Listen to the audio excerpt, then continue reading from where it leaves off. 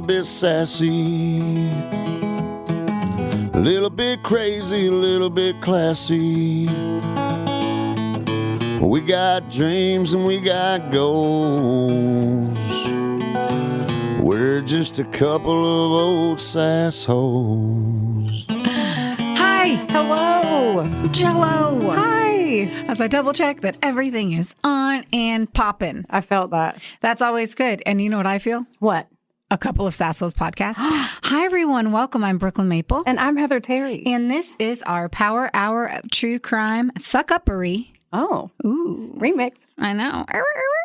Where we just tell you a lot of fucked up things that, for some reason, still entertain us all. We will and we shall. Actually, I shall today. Yes. I feel like I haven't recorded an episode in 67 years. I feel like I'm 42 now. You're 42? Yeah. No, that means I'm 44. Yeah, and we are still cranking in the 30s. But yeah, I don't know. I just feel like it's been a long time. It's been a minute. And I can't lie, I've enjoyed it. I have been on that journey, life, where I am just kind of running on fuck all the time. That is pretty much my general state. If you're like, hey, what's going on in Brooklyn's head? It's just my brain running around going, fuck, fuck, fuck, fuck, fuck. Just like that. I feel like that would be if I could like read minds. That's what I would hear a lot. A lot of that. Mm-hmm. I've just been trying to figure things out. My little boo bear, my little poop-shi whoop-shi boo, he turned 40. And for those of you who don't know, that's her fiance. That's my Travie Pads. He turned 40 last week. And so we were doing shit for that. And then it was also apparently for whatever reason that Brooklyn Maple then had to have the 20 days in between his 40th birthday be the time that I decided to do the most shit for the fucking wedding. That's pretty much how everything went down. Yeah. And then, of course, we have our live event. We do. Yes. In 6 days. Yeah. Not from when this comes out, but from when we record this. Oh, yeah. March 3rd at Brasher's Little Nashville in Owensboro. If you didn't get tickets, sorry. Yeah. But the episode will be out. Yeah. Next Thursday. Yes. So if you can't come, you can still hear it. Yes. Not see it. Correct. Yes. I'm actually going to have makeup on when we record for once in my life. Oh, wait. What? Yeah. I was going to do a HotWorks class and then go. I mean, whatever works for you. You'd still look pretty and it would piss me off. No, I would not. Yeah. HotWorks is not. There is no. It does look like we go swimming afterwards. Yeah. I have naturally curly hair. So there's it's very hard to fix a HotWorks experience with my hair. But we do what we can. Yeah.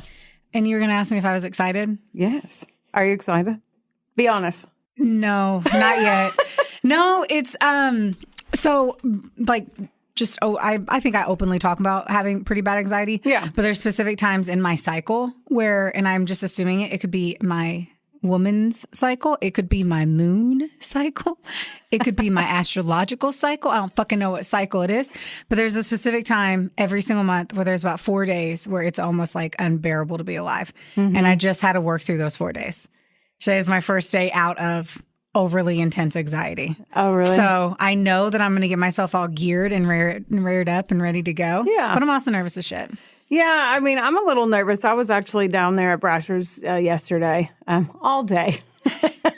From 11 to 6:30. You're preparing for the podcast? Yes. I was doing tons of field research and making sure the champagne was good. And it is. So in other words, you were drinking? I was a little day drunk. It called for it. The sun was out. It was worth it. But yeah, I was looking at the stage and I was like, oh my gosh, that we're going to be up there next week. Then I was looking for our poster and she said she didn't print one out because we were sold out anyway. So, oh, yeah. Still want a poster. I know, me too. So anyway, we'll just put one up. I'll print one out and put it up when we go down there. Oh, okay. Make it happen. Oh, I will. Miss PR. Yeah, I got it. I'm on it. I'm all over it. Yes. What else is new? No, what else is new? I know I said, do we have banter? And she's like, I haven't talked to you in like 62 days. I know. And then she walked in and I was like, I still literally cannot talk to you. I have so many things to do before we record. And then after this, we're running off to work out. And then I think I decided to give myself 6 more things to do whenever I get home from work. Of course you did. Yeah. I pretty well know you now though. So I know your facial expressions and your moods and your temperament. So I said hi and you had the kind of look of panic, but excitement. So I was like, I'll just leave her alone. Seeing me, you were like, oh, fuck, now I have to hurry. It was very well aware. I was now aware of the exact time. Yeah. And then out of nowhere, I decided to be in Evansville in the morning. So it's pack up everything you have type of deal. It's going to be just, everything's fine. It's just pedal to the metal. The next I was going to say 48 hours, and now I'm like, I still have to rebook my hair person for my wedding, and I still haven't done that. So I'm like, don't forget. Before I wake up 3 weeks before the wedding, I'm like, who is my hairdresser again? Oh, I don't have one because they canceled. Oh, everything is going to be, it's all going to work out. It's all going to be beautiful. Yeah. Well, I brought a story, but now it seems boring. I feel like I should just tell mine. Like my story. Like I brought like a banter story. Oh. It's real. I was like, wait, so you have multiple stories today? Yeah, we're doing 5. This is part 1 of Heather's solo journey. Welcome. I would shit myself. I'd be like, I'm going to cancel our workouts.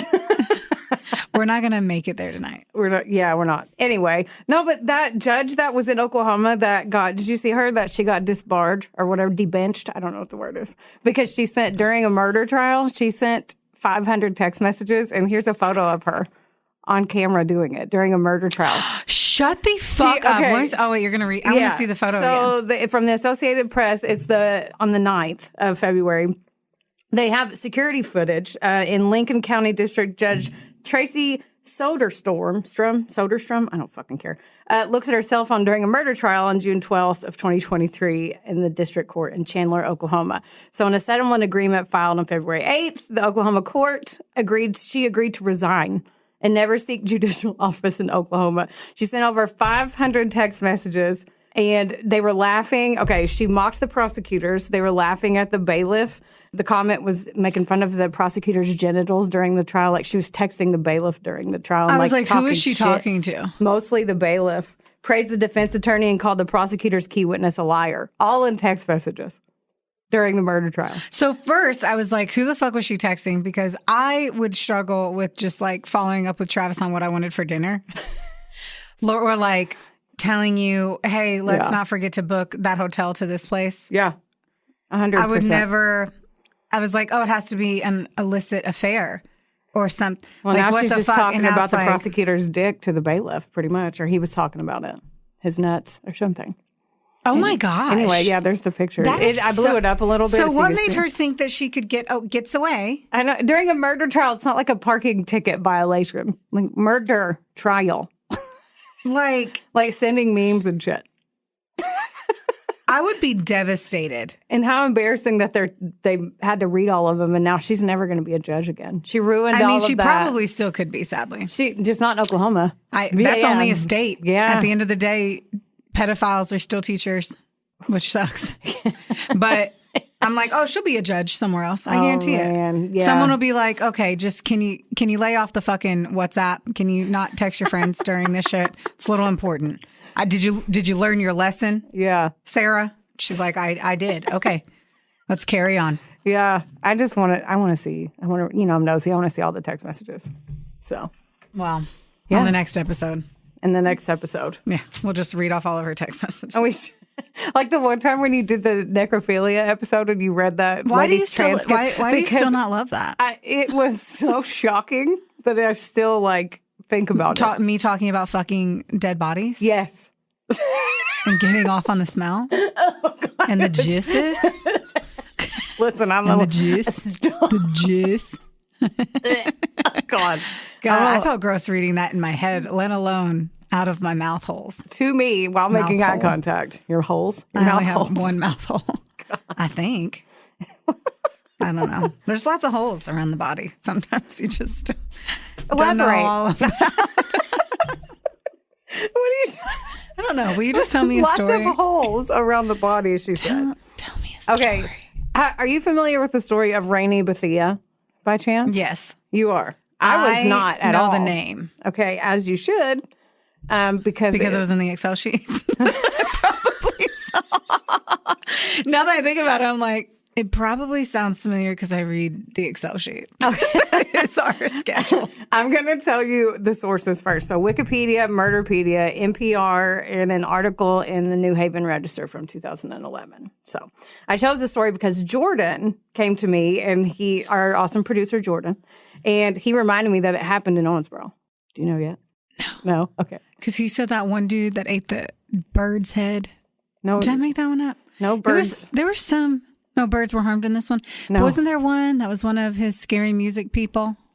That was like a It was a What? golly. Ozzy Osbourne bit a bat or something. Yeah, but it was like one of those guys, like one of Like the a rock person? a rock band person killed somebody or something. Oh, So not this I one. remember that one, but apparently the details are still aloof. Well, to it me. happened here in Owensboro.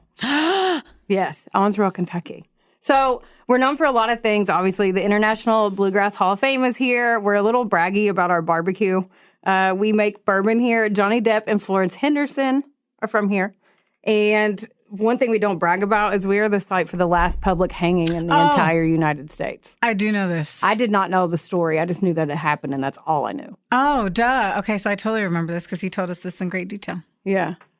last week. Yes. And now I'm very excited to hear the real details because, as Jordy Bear probably knows in everyone's memory, it's like, this is what happened, I think. And then at the end of it, you're like, so that's not exactly what happened, but it was pretty close. It was pretty close. Well, some people believe that the way that everything went down led to the government saying, like, we probably shouldn't do this anymore. But here goes. Now, I want to point out that this is just my opinion after my research. So I know there's a lot of different opinions, and they might be different. So just that's a blanket disclaimer statement that I wanted to say. I love it. Heather's like, this is my opinion. There's different opinions. But this is mine. This is mine. Yes. Perfect. Mm-hmm. I'm glad that people are aware Yes. that we did not take a poll of the city of Owensboro That's right. and its people to tell us more. Okay, let's do it. Do it to it. Should we do it? Okay. Do it. So Rainey Bethea was an African-American who was born on October 16th, 1909 in Roanoke, Virginia. Is that where you did your thing? Roanoke. Yeah. No, Roanoke, Virginia was where they did the American Horror Story. Oh. Yeah, they did it in Roanoke, and it was the Roanoke version of the New Orleans, Louisiana Gotcha. one. Yeah. I remember you saying that. But I can see being that it Same just, name. Yes. Being that it literally relocated it to that location. Yes. And then didn't we do that one where the people disappeared? Wasn't You that did Roanoke? that because you were mad at Nick Cooper for like months. Yeah. Because he told you to do the story and you didn't like it. And it was a shit And the story. whole time you were talking, you were like, and then they disappeared, and then they didn't come back for 3 years, and then they did, and no one was there. Because you were so mad. And no one knew anything about where they went, and they still don't know. But there was like a note left on the fridge, Yeah. and everyone just fuck you, Nick Cooper. That's basically what it Yeah, was. well, stories are rocking. Okay, so obviously things weren't easy for African Americans during this time, to say the fucking least. And Rainey would struggle as his mom died in 1919 when he was 10 years old, and then his dad died 7 years later. So he was an orphan at 17. Now, the time between then and 1933 for Rainey's life was a little bit unknown, but somehow he ended up here in Owensboro, Kentucky. So nobody knows how that happened. The Rutherford family hired him to work for them, and he actually lived in their basement for about a year or so. And then he found work as a laborer, and he rented a cabin behind the home of Mrs. Charles Brown. And if that tells you anything about the time period, I could not find her name. So Mrs. Charles Brown it is. I want to be shocked, Right? but I am not. I know. Up until this point, from what I could tell, he stayed out of trouble or he didn't get caught, one of the two. And he even went to one of the Baptist churches here in town, one of the 357,000. I was like, ooh, which one? Did they then put that in the notes? Nope. I always Nope. love it. I'm very intrigued. I'm pretty sure who knows? I was like, oh, however many years from now, they'd be like, oh, we can literally pinpoint what Brooklyn Maple did on June 3rd. Oh, yeah. She posted a Bloody Mary on her story. However, in early 1935, he was arrested and charged with breach of the peace, which is super vague because breach of the peace is criminal offense that involves violating public order or peace. I was like, that's a public intox. Yeah, it's That's a what broad it is. term that includes a variety of behaviors that disturb the public, incite violence, or violate laws that preserve peace and order. That is now currently peeing, getting your wiener out and shaking it at people. Getting your wiener out. Getting your wiener out and shaking it at people Why are they without, shaking because that's what people do. They They grab do? their wieners and they shake them at people. They pee. They pee on the buildings and they get drunk, and that's what that would be now. I'm not They're wrong. shaking their wieners at They're people. shaking their wieners I at people. don't- Dude, have you never driven down the street and seen a wiener? No. I call What bullshit. street? I've seen so many wieners Well, I mean, driving down the street. uh-huh. driving down the street. Number one, I've never seen a dick while I've called driving. you every time I was on my way to work at my old job, and I'd be like, dude, I just saw a wiener. Oh, yeah, you did have to go I through did see some wieners shit. all the time. We had and in different Miami, routes to wieners work. were just out. What? Yeah. Oh, okay. They're just Took a weird turn. People are just shaking them wieners. Shake it. Shake and bake Ricky Bobby. Ooh, when was the last time you hungry? Okay, go. Sorry. So this breach of the peace got him a $20 fine, which is how much do you think it is today? $6,000. $458. Okay, I overshot that. Someone got real excited about inflation. In April of 1935, Rainey stole 2 purses from the beauty shop, which got him a felony and grand larceny because they were both more than $25 a piece. He was sentenced to 1 year in prison down in Eddyville, Kentucky at the state penitentiary. Now, he was granted parole and released in December of that year, and he came back here to Owensboro. He got his job back as a laborer, but 1 month later, he got caught and arrested doing a B&E. What does that mean, Heather? Breaking and entering. Bacon and eggs. Not bacon and eggs. Bacon and eggs. Oh, man, B&Es. B&Es. That's on my to-do list. It is. That's on my bucket list. I want a B&E. I mean... Let's B&E something. Okay, well, now it's on record. Something where no one lives in it.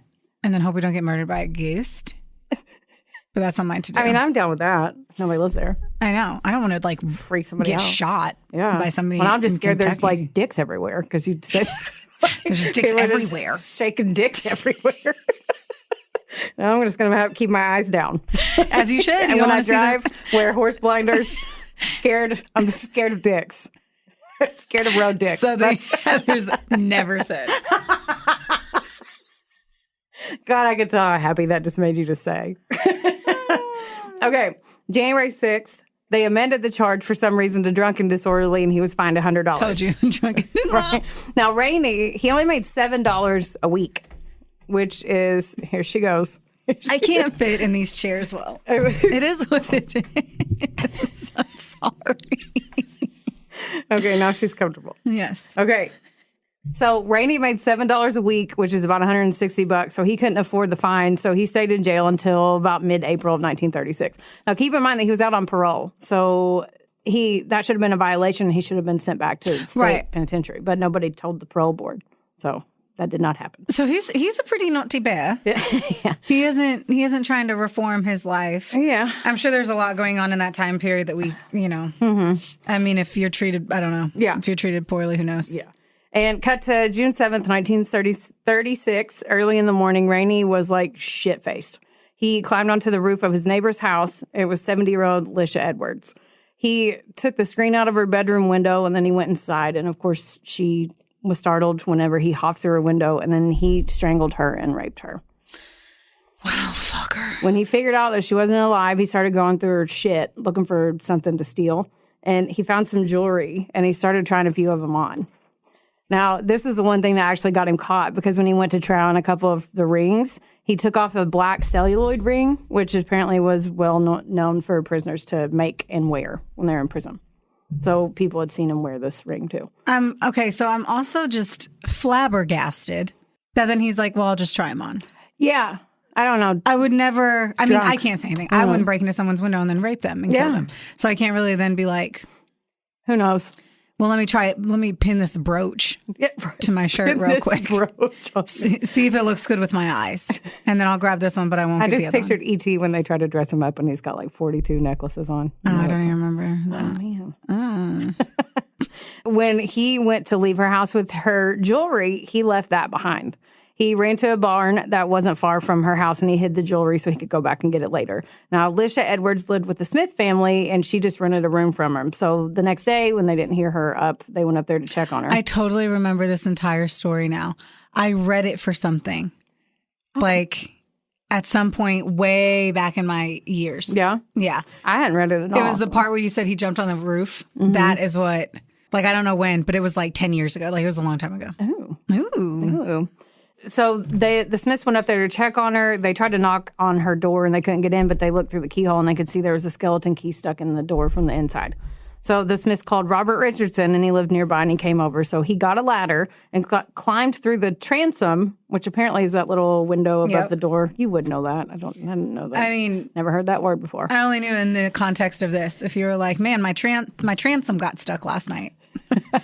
I'd be like, Oh, did you have somebody look at your car? did you take it to the car? Wait, that's your car. Did Raven Tire fix it? Just, I don't know. Okay. So he climbed through the transom, and then he found Lischia passed away in her room, and then he called the police. And then when they came to search, they found muddy footprints in the room and then that black ring that Rainey always wore. They searched for the killer for a few days, and Rainey was like, yeah, I'm already fucked, so he tried to bounce. And then several people knew that that was his ring and that he was missing, so everybody was on the lookout for him. New technology was being used in 1936. What do you think that is? Fingerprints. Yes. Look at me go. Yes, so smart. Taking a so star. Smart. So smart. Since he had a criminal record, they matched Rainey's fingerprints and to prints that were found there and all around the room, so he was the prime suspect. Now, this might be my favorite name that I've read. A man named Bert Red Figgins. Not a good one. That's a good name. He should definitely be like the dude that you buy cookies from. Like You know what I said? I said, I bet he made damn good barbecue. Oh, I bet he did. Like Red Figgins. He got that sauce. I don't know. I want him to make... You want him to make cookies? Uh-huh. Okay. So he was working, Bert Red Figgins was working on the Ohio riverbanks and saw Rainey. He was like, hey, what are you doing over there hiding under the bushes? And he was like, oh, I'm just cooling off. And he's like, that's weird. No, you're not. That's weird. And he goes and got his boss, and they called the cops. Rainey ran away before that, and then he went to the grocery store and that. And then his boss was like, fuck you, and followed him to the grocery store. Like, why are you being sketchy? And then Will saw a cop. Do they have like no real work to do? I know, right? I'm like, dude, if I thought maybe someone was a suspect, I still don't think I'd follow them. We'll follow him to Kroger. I'd be like, dude, I'm in a hurry. I have an appointment in 40 minutes. Right. So Will saw a cop in the store, and he was like, hey, this is weird. And then Rainey slipped away again. Later that day, he got caught trying to hop onto a barge on the Ohio River. And the workers on the barge were like, yeah, you can't get on here. And then so they cornered him until the cops came. Intriguing that he thought he could just hop onto that barge. Hop onto that barge. I'd be like, how? What? Yeah. There's a guy trying to hop on, guys. Yeah. Do you guys see who's down there? Is he new? Is that a new hire? Is that a new hire? I'm confused.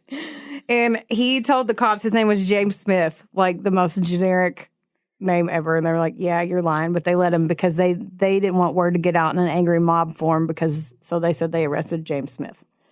They identified him because he had a scar on the left side of his head.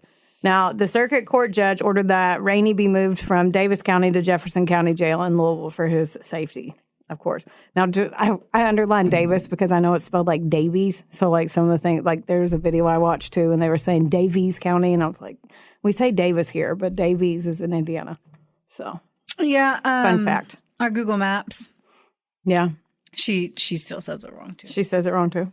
I think I still say it wrong. I was really pumped when I got Fredica right. Yeah.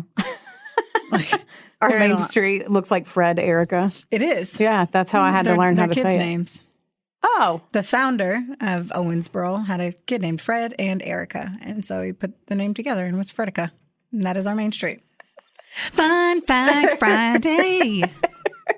No. Okay. On the ride there, Rainey opened up and made his first confession saying that he'd killed Lischia Edwards. Now, he said, yes, I raped and I killed her, but I'm not sure if she was alive or not when I raped her. Now, this matters. What a twist. Yeah, it matters because at the time in Kentucky, sex with a corpse was not illegal. Yeah, we know that because of our great times talking about neckies. Yeah. And that's because that shit was legal until like 2014. Yeah. Because things are gross. I'm singing. You're very singy today, yeah. Yeah, I suddenly pre-drink my pre-workout for the gym, and I've been sipping on that, and now I'm like, what do you want to do? Oh, my God. I need to, like, snort mine then. It'll be Here, good read page 4. Okay. So, while in jail, he confessed again in a room with a notary public and a reporter from the Courier-Journal. Now, the cops brought them in because they wanted to make sure that no one said he was coerced into confessing and all that, and they did shady shit. But, like, you think about that now, that, like, one media outlet would be pissed if you didn't bring the other one. You know what I mean? I'm sure we were so small, there was only one. Well, I think that one is in Louisville. But, yeah, it's probably, like, the main. It's not like they had 20. Or that was just the only notary public they had, and they're like, well, Karen does it over there at the Media News. Bring her over. She'll sign that real quick for us. I don't know. Then on June 12th, he confessed yet again to the captain of the guards and said, oh, yeah, and then I put the jewelry in the barn. You can find it here. So they went and searched, and that's where they found it. So this is where the necro stuff comes to play. So if Lischia was dead at the time of her rape, they could not charge him with rape, which is gross to think about, even at the end. So, like... So, yeah. Yeah, no. Let me redo that one. No, keep going. Okay. Jordan, don't cut this out. Because it was very fun for me to watch her, watch me be somehow get lost and then just ratchet back in. Okay, I'll bring it back in. Okay. I think I know what I meant. I think I did too. Did you? Yeah. Like, he couldn't be charged with murder if she was dead already. Yeah, he couldn't be charged with rape. If she was dead. She was dead. Okay, that sentence just threw me. Okay, then you said it right. Yeah. It just didn't feel right. I understand. Yeah. So then at the end of the day, he would have... So if she was dead, it wouldn't be rape. So he would have gotten off altogether. Well, now... That's what you're saying. Yeah, now in Kentucky at the time, murder and robbery could be punished by the electric chair. Okay. So if she was raped, he could be hanged. That's what. But at the end of the day, essentially the first question is, if he got off from rape, then he got off from everything because he says she was already dead. So he would have gotten nothing but robbery. Yeah. And then, so rape is punishable by public hanging in the county where the crime occurred. So that being said, the prosecutors made a controversial decision to only charge him with the rape. So they could. Interesting. Mm-hmm. What do you think would happen if we now publicly hanged people that raped people? How much rape would be happening? Right. My goodness. Shower thoughts. Okay. I mean... Okay. Well, I mean, something to think about. In the shower. I'm going to take a shower in the morning and be like, man, if we... I listen to a lot of true crime stuff while I'm in the shower. And here's where here. The shit that grinds my gears is that the just confusion and the change of policy in our judicial system in life. Mm-hmm. You're saying in 1930, you rape somebody, you could be publicly hanged. Then in the 90s, you could rape somebody and we're like, it's okay. We don't want to ruin your life too. Yeah. You already kind of fucked with her life. So like, it's fine. You just go back to school. Yeah. Everything's fine. We won't even talk about it. We won't even put your name on record. Right. Just go back. And then like. Oh, I agree. It bamboozles me. Yeah, they slap them on the wrist now. and then it's harder for the victims to even come. Anyway. Yeah.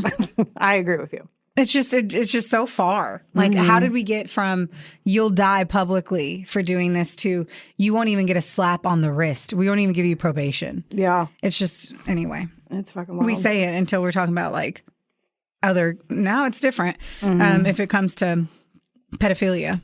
Yeah. That is now officially becoming if you do this. Yeah.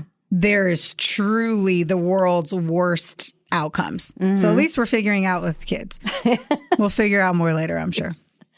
So for the trial, 111 people were called to jury duty and the first 12 were chosen. So like 111 white dudes walked in and they were like, 1, 2, 3, 4, 5, go. Because that was all that was legally allowed to serve on the jury was white men. So Rainey is like a 5'4" black man being charged in court, and his fate was and he's confessed 3 times, and his fate is in the hand of 12 white dudes. Now, like I said, he admitted that he raped and killed her 3 different times, so he did it. But obviously, it's not going to be an unbiased jury of your peers. Yeah, definitely. We failed him on the jury of the peers. Yeah, definitely not that. And Rainey pled guilty, and the prosecutors were like, cool, so we're still going to present everything. So that's fine. We're still going to tell everybody everything that we have. Okay. And when the jury was supposed to deliberate, the judge was like, hey, he pled guilty already, so, like, you just decide the punishment. And there's 2 options. 1 was 10 to 20 years in prison. 2, death by hanging. Do you know how long they deliberated? 4.5 minutes. Like, that's upsetting, because why not give him the 10 to 12 years? They didn't even... Well, no, I say that, and she wasn't my mom or something. But longer, they could have done a beefier sentence maybe, but since they chose to charge her with that rape, that's the maximum that he could do. So if they would have charged him with murder, they just wanted to hang but they didn't have the proof that she was murdered, though.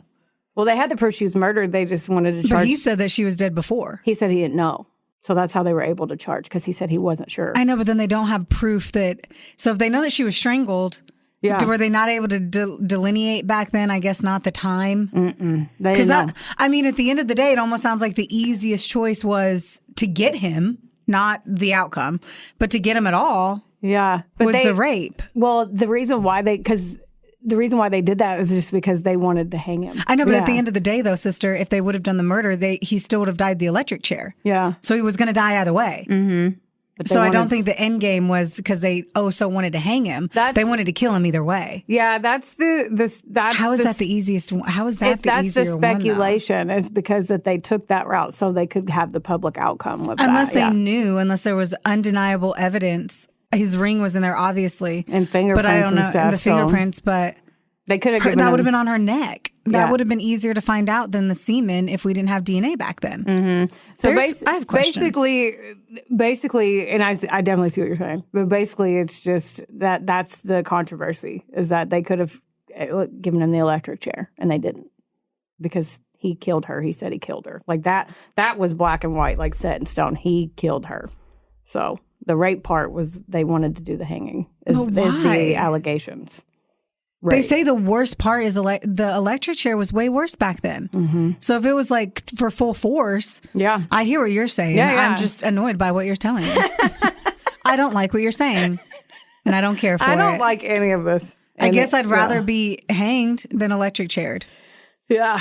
So this is when shit blows up. So Rainey gets sent back to Jefferson County Jail, and 5 new lawyers took on his case pro bono, and they were also African Americans. They weren't challenging his guilt because he already said he was guilty. They were challenging his death sentence. They filed a shit ton of motions, and nothing happened. And then they filed a petition for a writ of habeas corpus in federal court on August 5th. The petition was denied, and they got to keep going. The media was going like bananas, and it got nationwide attention. The news figured out that Rainey Bethea's hanging would be performed by a female sheriff, which had never happened before. Ever. Ooh. Yeah. I didn't even know we were allowed to have female sheriffs back then. Right. See, another thing that confuses me. Yeah. I didn't think we could ever, and I mean this with all love and ignorance. I mean this with love and absolute fucking ignorance. Mm-hmm. But whenever you're like, oh, the African American attorneys, and you're like, oh, score. You are allowed to do that. Yeah. Because women weren't even allowed to practice law in certain states until like the fucking 70s. Yeah. So it's just, I never know. You don't know what you don't know. You really don't know. But I'm always blown away in these stories because we hit different time points all the time. I know. And I'm like, good for you guys. Like, yeah. And then other times I'm like, what? Yeah. And okay, so Sheriff Florence Thompson was the sheriff here in Davis County as of April 13th in 1936. Her husband was the sheriff, Everett Thompson. He died 3 days before that. Aww. Yeah, which is sad. So he was the elected sheriff, so she took it over. I'm not sure how that worked. But could you imagine? Like, that feels a little bit less women power. Yeah, it's like, well, you just do it. But what a crap like that. She has to do all this. So Florence was not amused at having to do this. She didn't like any of the attention she was getting for it. She was like, I don't like this. And then people started writing her letters supporting her. And then she eventually got one from Arthur Hash. Now, Arthur was a former police officer in Louisville. And he was like, hey, I'll do this for free because, quote, a mother of 4 children should not have to carry around that burden. He just was like, hey, I want to keep this on the down low. I don't want my name released to the public. And that clearly it didn't work because, well, I just told you his name. So. Right.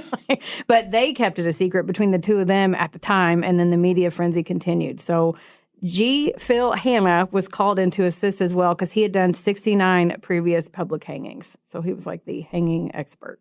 So they brought him to town. And the night before his final day on August 13th, Rainey got his last meal. So any guesses? No, you just want me to tell you. Okay. Fried chicken, pork chops, mashed potatoes, pickled cucumbers, cornbread, lemon pie, and ice cream. That all sounds quite delightful. Sounds like a good one. And at 1 a.m. on August 14th, they brought Rainey back to Owensboro. And then at 5:21 a.m., 2 deputies brought him to the scaffold, and they'd set up in an empty lot. It was supposed to be on the courthouse lawn, and then they figured out the crowd was going to be too big and had to move it because normally it's supposed to be on the courthouse lawn. And how many people do you think? What date was that? August 14th. 5:21. I was trying to see if he actually got to see the sunrise again. Oh. Well, I think so. I When think you look so, at too. the old photos. So, how many people do you think came to this? 250. 20,000 people. 20,000 people, and they traveled from like out of town. So, Well, yeah. yeah, and it was men, women, and children, and they were like having picnics and shit. Like it was like a fucking circus.